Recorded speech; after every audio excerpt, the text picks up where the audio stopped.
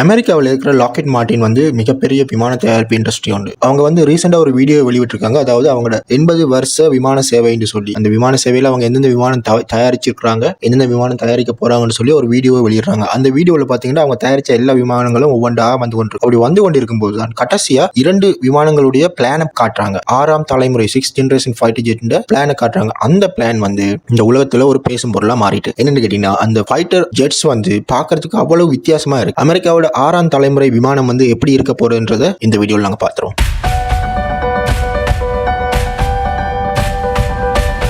இந்த ஸ்கெட்சை பார்க்குறப்போ இந்த ஸ்கெட்ச் வந்து மோஸ்ட் அட்வான்ஸ் டெக்னாலஜியோட பிளானை வந்து போட்டிருக்காங்க. முக்கியமாக பார்த்தீங்கன்னா இந்த விமானத்தில் டெயில் செக்ஷன் சொல்லி ஒன்று இல்லை, அதாவது வெர்டிகல் ஸ்டேபிளைசர்னு சொல்லுவாங்க. எல்லா விமானத்துக்கும் பார்த்தீங்கன்னா பின்பக்கத்தில் உயர்ந்த மாதிரி ஒரு இறக்கை இருக்கும். அந்த இறக்கை தான் விமானத்தை இலகுவாக பறக்கிறதுக்கு உதவி செஞ்சுட்டு இருக்கும். அந்த பக்கம் இந்த பக்கம் திரும்பி மேலே கீழே உயர்றதுக்கெல்லாம் இந்த இறக்கை மிகவும் உதவியாக இருக்கு. இந்த வெர்டிகல் ஸ்டேபிளைசர்ன்றது இப்போ இருக்கிற எல்லா 5th ஜென் ஏர்கிராஃப்ட்லையும் இருக்கு. உதாரணத்துக்கு எடுத்து பார்த்தீங்கன்னா F-35 இருக்கட்டும், F-22 இருக்கட்டும், ரஷ்யாவோட Su-57 இருக்கட்டும், எல்லாத்துலேயுமே இந்த வெர்டிகல் ஸ்டேபிளைசர் இருக்கு. இவங்களோட பிளான் இருக்குண்டா, இந்த வெர்டிகல் ஸ்டேபிளைசர் வந்து அதாவது அந்த விமானத்தோட ஸ்ட்ரெல்த்தை கொஞ்சம் அதிகப்படுத்தும். வார ரேடார் அலைகளை திருப்பி விடுறதுக்கு ஒரு உதவியாகவும் இருந்து கொண்டிருக்கு. அது மட்டும் இல்லாம விமானம் ஒழுங்கா பறக்கிறதுக்கும் இது உதவியா இருக்கு. இந்த லாக்கெட் மார்டின் என்ன செய்யறாங்கன்னா, இந்த வெர்டிகல் ஸ்டேபிளைசரை எடுத்துட்டு விமானத்தை உருவாக்கலாம் என்று ஒரு பிளான் பண்றாங்க. அப்படி உருவாக்கும் போது இந்த விமானம் இன்னும் ஸ்டெல்த்தியா இருக்கும். அதனாலதான் இந்த வெர்டிகல் ஸ்டேபிளைசரை எடுத்துட்டு இவங்க வந்து இப்படி ஒரு விமானத்துக்கான ஸ்கெட்சை போட்டிருக்காங்க. வெர்டிகல் ஸ்டேபிளைசர் இல்லாம விமானத்தை பறக்க வைக்க முடியுமான்னு கேட்டீங்கன்னா, எஸ், பறக்க வைக்க முடியும். அதுக்கு உதாரணமா நீங்க பார்க்க போனீங்கன்னா B-2 பொம்மர்னு சொல்லி அமெரிக்காவோட ஒரு ஸ்டெல்த் பொம்மர் இருக்கு. அந்த பொம்மருக்கு வெர்டிகல் ஸ்டேபிளைசர் இல்ல, ஆனா அந்த விமானம் மிக உயரத்துல பறக்கும், மிகவும் ஸ்டெல்த்தியான விமானம். அது மட்டும் இல்லாம ஸ்பீடாவும் போகும். சாதாரண விமானங்களோட விங் தான் வந்து விமானத்தை மேல எழும்புறதுக்கு உதவி செய்யும். ஆனா இந்த வெர்டிகல் ஸ்டேபிளைசர் இல்லாத விமானங்கள் எப்படின்னு கேட்டீங்கன்னா, அந்த விமானத்துல இருக்க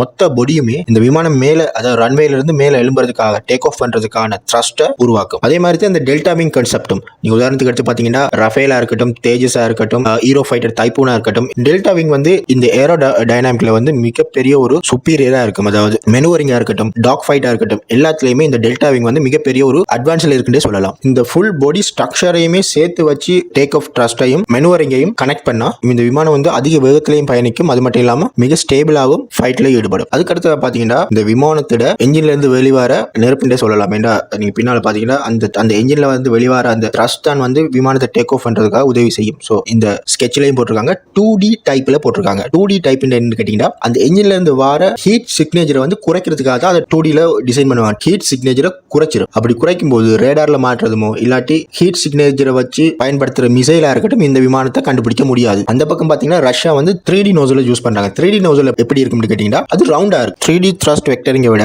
இந்த 2D வந்து கொஞ்சம் இன்டீரியரா இருக்கும். சோ இந்த இன்டீரியரா இருக்கிற காரணத்தால இதுக்கு ஒரு மிகப்பெரிய அட்வான்டேஜ் இருக்கு. என்னன்னு கேட்டீங்கன்னா, இதால வந்து அதுல இருந்து வெளிவர இன்ஃப்ராரெட் சிக்னல்ஸை மிகப்பெரிய அளவுல கட்டுப்படுத்த முடியும். அப்படி கட்டுப்படுத்தினா இன்ஃப்ராரெட் சிக்னலை வச்சு ட்ராக் பண்ணி வர மிசைல இருந்து இந்த விமானங்களால தப்பிக்க முடியும். ஸோ இப்படிப்பட்ட ஒரு அட்வான்டேஜ் கருத்தில் கொண்டு தான் இப்போ போட்டிருக்க அந்த ஸ்கெட்ச்லையும் இவங்க அந்த 2D த்ரஸ்ட் வெக்டரிங்க யூஸ் பண்ணியிருக்காங்க. இதை விட இன்னொரு முக்கியமான விஷயம் என்னன்னு கேட்டிங்கன்னா, ஃபியூசலேஜ்னா காக்பிட் என்று சொல்லுவாங்க, விமானிகள் அமர்வதற்கான இடம்.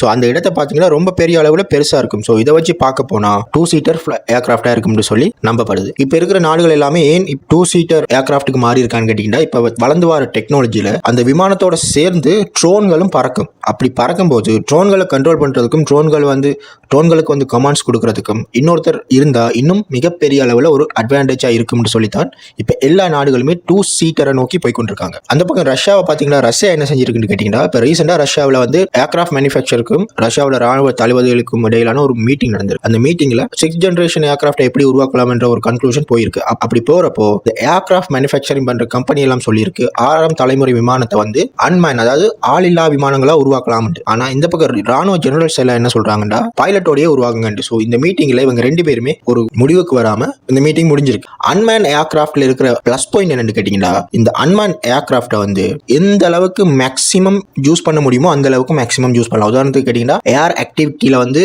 கற்பனை கூடி பண்ணி பார்க்க முடியாத அளவுக்கு யூஸ் பண்ணலாம். உயரத்தில் பறக்கிறதா இருந்தாலும் சரி, இல்லை டாக் ஃபைட்ல ஈடுபடுவதா இருந்தாலும் சரி, ஒரு பைலட் அதில் அமர்ந்திருந்தால் அந்த பைலட்டால என்ன முடியுமோ அதை மட்டும் தான் செய்வார். ஒரு உயரத்துக்கு மேலே போனால் பைலட்டால மூச்சு விட முடியாது, மயங்கி போயிடுவார். ஆனால் அன்மேன் ஏர்கிராஃப்டால எவ்வளோ உயரத்துக்கு வேணாலும் போக முடியும். இவங்க இப்படி ஒரு ஏர்கிராஃப்டை டிசைன் பண்ணுறாங்கன்னா, அந்த ஏர்கிராஃப்ட் வந்து இந்த உயரத்துக்கு போகும்னு சொல்லி தான் டிசைன் பண்ணுவாங்க. ஆனால் அதை விட அதிக உயரத்துக்கு இந்த ஏர்கிராஃப்டை கொண்டு செல்ல முடியும். ஆனால் இதுவே அதில் ஒரு மனிதரை உட்கார வச்சா அந்த மனிதர் ஒரு கட்டத்துக்கு மேலே மயங்கி போயிடுவார். மயங்கி போனால் அவரும் காலி, ஓட்டிட்டு போகிற ஃப்ளைட்டும் காலி. இதனால இதனால தான் அன்மேன் ஏர்கிராஃப்ட் வெஹிக்கிள்ஸ் வந்து இப்போ சமீப காலத்தில் மிகப்பெரிய ஒரு அட்வான்டேஜா இருந்து கொண்டிருக்கு. ட்ரோனா இருந்தாலும் சரி, இந்த ஒரு எக்ஸ்ட்ரீமுக்கும் கொண்டு போக முடியும். இப்படி அன்மேனா இருக்கிறப்போ ஒரு பேட்டில் ஃபீல்ட்ல வந்து ஒரு பைலட் ஓடிட்டு வர விமானத்துக்கும் இந்த அன்மேன் விமானத்துக்கும் ஒரு டாக் ஃபைட் வந்து கேட்டீங்கன்னா, இந்த அன்மேன் ஜெட் ஃபைட்டர் வந்து தொடக்கூடி முடியாது. அந்த அளவுக்கு மெனுவர்களாகவும் அந்த அளவுக்கு எக்ஸ்ட்ரீமுக்கும் போய் இது வந்து அந்த ஃபைட்ல ஈடுபடும். இப்போ இருக்கிற எல்லா நாடுகளும் என்ன செய்யுதுன்னா, அவங்களுக்கு தேவையான வகையில் 6வது ஜெனரேஷன் ஃபைட்டர் ஜெட்ஸை வந்து உருவாக்கி கொண்டு இருக்கிறாங்க. இப்போ அமெரிக்காவை எடுத்துக்கொண்டு அவங்க ஒரு பாதையில் போறாங்க, ரஷ்யாவை எடுத்துக்கொண்டு அவங்க இன்னொரு பாதையில் போறாங்க. அமெரிக்காவை முழுக்க அன்மேனா தான் எல்லாத்தையும் உருவாக்க பார்க்குறாங்க. ஆனால் ரஷ்யா எல்லாமே மேனுவலிங் தான், அதாவது ஒரு மனிதன் வந்து இயக்கக்கூடிய பொருளை தான் உருவாக்கி கொண்டிருக்காங்க. பார்த்தீங்கன்னா இந்தியாவில் இன்னொரு வித்தியாசமான ஸ்டெப், அதாவது அவங்க சாஃப்ட்வேர் ஹார்ட்வேர்ல இன்வெஸ்ட் பண்ணா இவங்க வேறொரு விதத்தில் இன்வெஸ்ட் பண்றாங்க. ஸோ இதுல மொத்தத்தில் ஒரே ஒரு விஷயம் தெளிவாக தெரியுது, 6th ஜெனரேஷன் ஃபைட்டர் ஜெட்ஸ் வந்து ரேடார்ல கண்ணுக்கு தெரியாம இருக்கணும். இதுதான் எல்லாரோட குறிக்கோளுமா இருக்கு. அது மட்டும் இல்லாம ஸ்பீடா இருக்கணும். ஸோ இதை ஒரு மெயின் கான்செப்டா வச்சு தான் எல்லா நாடுகளுமே தனித்தனி வழியில 6வது ஜெனரேஷன் ஃபைட்டர் ஜெட்ஸை உருவாக்கி கொண்டிருக்கு. எந்த நாட்டோட ஃபைட்டர் ஜெட் பெஸ்ட்ன்றத ஒரு பேட்டில் ஃபீல்ட்ல வச்சு தான் சொல்ல முடியும். அந்த ஃப்ளைட்டின் பெர்ஃபார்மன்ஸை அது மட்டும் ஒரு தியரியா பேசிக்கொண்டு தான் இருக்கலாம், அது பெஸ்ட் இது பெஸ்ட். ஆனால் ஒரு ரியல் பேட்டில் கிரவுண்ட்ல தான் தெரியும் எந்த விமானம் பெஸ்டான விமானம். இந்த வீடியோவில் நாங்கள் பார்க்க வந்தது இந்த விஷயங்களை தான். உங்களுடைய கருத்துக்கள் கீழே கமெண்ட் பாக்ஸில் வரவேற்கப்படுகின்றன.